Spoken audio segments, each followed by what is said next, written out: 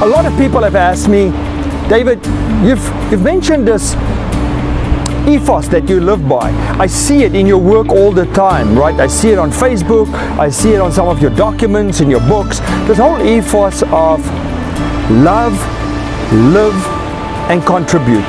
Where does that come from? How did you decide to use that, right? So here is the origin story, the genesis story of where my realizations, my insights, and my slogan and ethos come from: to love, live, and contribute. At the age of 28, I was traveling in Europe. I was finished with my time in the military. I had a brief period in sort of a corporate, paramilitary corporate group, and I was ready for a transition. I wanted nothing to do with that world anymore. I wanted to shift completely into a civilian world, but I knew I needed a reset after that time in the military. So I took a backpack. I only had limited funds. Back in Africa, they did not pay as much in the military. Even paramilitary groups did not pay very well back there in the day. So I had some savings. I took that, I took a backpack, and I went to Europe, and the intention was to go for a full year. I ended up going for something like 11 months. And traveling in Europe at the time, I wanted to do everything, right up from the northern Swedish countries, the Norwegian countries, right down to Greece, Italy, you know, the bottom, down to Turkey, that whole area there. And at some point I was in Austria. I loved Austria, and I was very much into adventure sport at the time. I was doing solo free rock climbing, you know, climbing without ropes. I was running around there in the Alps, in the area of Mont Blanc at Chamonix, the great little village of Chamonix, between Switzerland, France, and Italy. Fantastic place. If you ever can, go see Chamonix. And I was doing paragliding and just all kinds of stuff. And so the one day I saw this beautiful, fast running river. And I had such a desire to go whitewater kayaking in that river, right? There were waterfalls, there were rapids, and I went, yeah, my kind of river, right? But hey, I grew up in Africa. We've got crocodiles, we've got hippos. We don't really kayak too much in the rivers there. And when you do, definitely, it's just a matter of time before the hippos will convince you it's not such a great idea, right? And there's only the Zambezi River, really, maybe the Duzi, that are, you know, good rivers for kayaking. We don't have many of the rivers like they have in Europe, that level of river. So I did not have that level of experience in the military.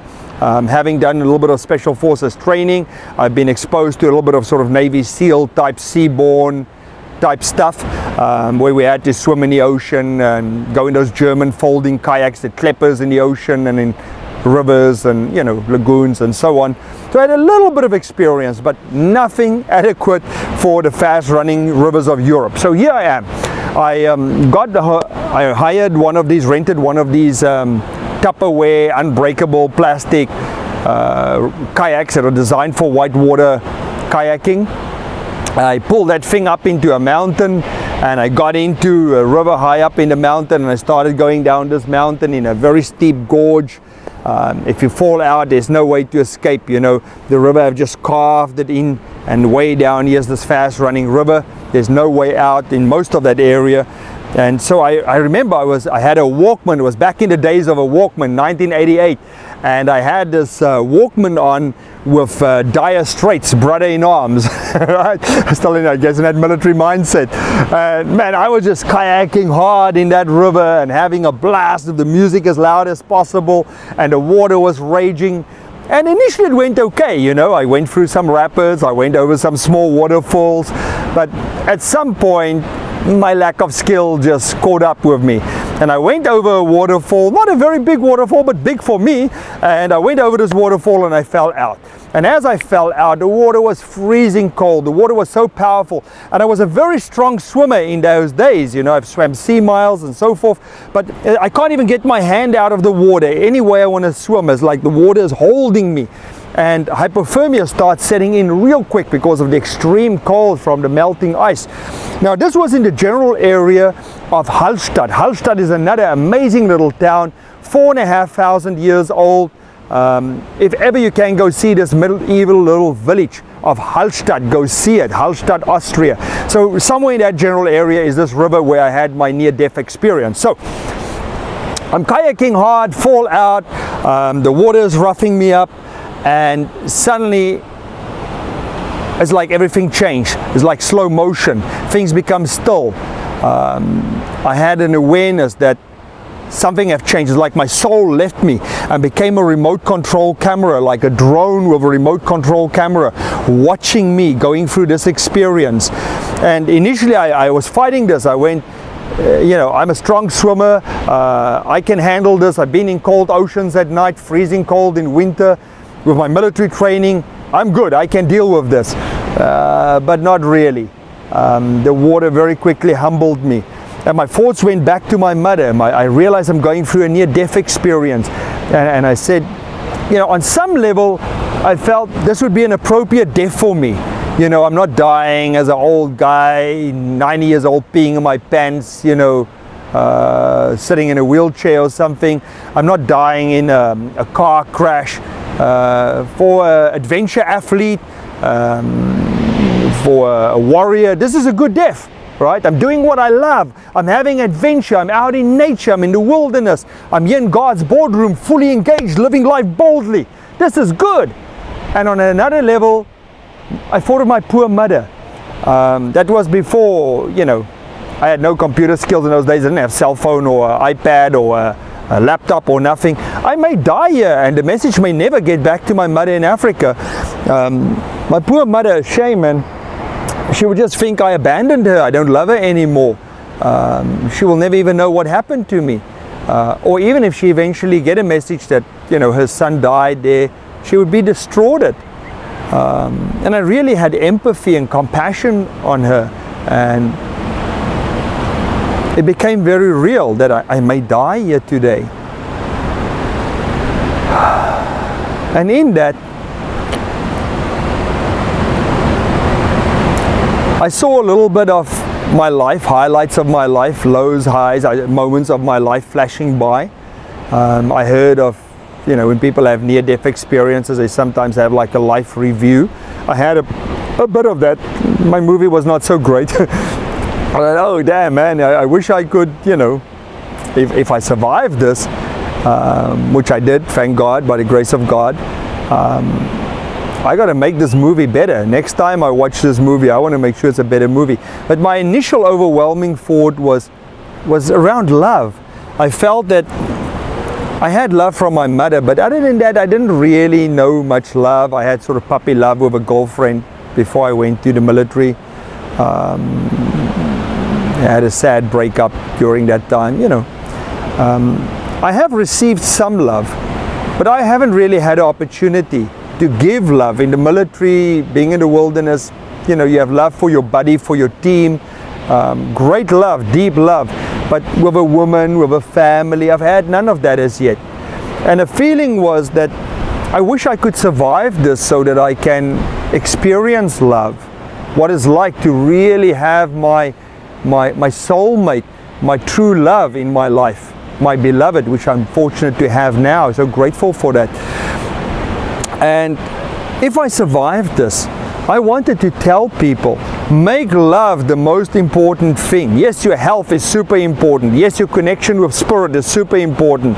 But yeah, on an everyday level, you know what? It's really the love that we receive and the love that we give. As far as I'm concerned, that matters most. I think fulfillment, love, joy are way more important things than just more awards, more medals, more trophies, more recognition and accolades, and more success. No, that's okay. We go for that. We build the wealth, but we know the love is more important. Fulfillment is more important. So the next thing that came up for me was I felt I haven't really lived. Yes, I lived intensely in the military, more intensely than you could live anywhere else, right? When Special Forces especially, even if you just go through the training, it's very intense. But as a civilian, I've hardly had the opportunity, I'm just at the beginning of my trip in Europe, I've hardly had the opportunity to truly live full spectrum and experience life. There's so much more I wanted to see and do. So I made a decision. I said, you know, if I survive this, and I wanted to, and I kind of was saying, God, please spare me, I want to be a messenger that tell people you are going to die one day, and you're probably going to have very similar thoughts and questions as what I had in that experience. And you're going to want to know that you lived fully. You want to go check, I loved, and check, I lived fully as I could, right? Finances, that often is a restriction for people to live really fully the life they want. So that's why we're also going to help you level up in the area of finance so that you have the resources to live more fully. That's what I want for you. I hope you want that for yourself. And I wanted to say to people, live every day, carpe diem, seize the day, live fully, make the most of your life, right? Experience life.